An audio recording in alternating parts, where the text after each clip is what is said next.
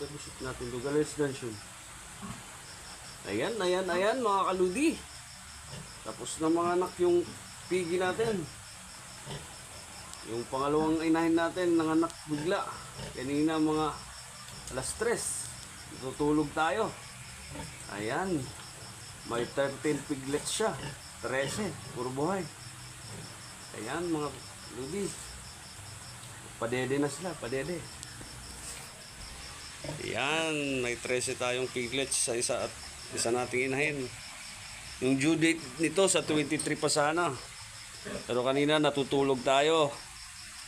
Ginising tayo ng nanganganak na daw yung inahin natin.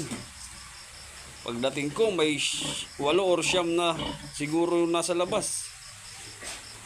Ayan. Ayan ang pinaulan niya. Unan. Yan yung pictures natin. Ayan si Peggy. Peggy. Yun.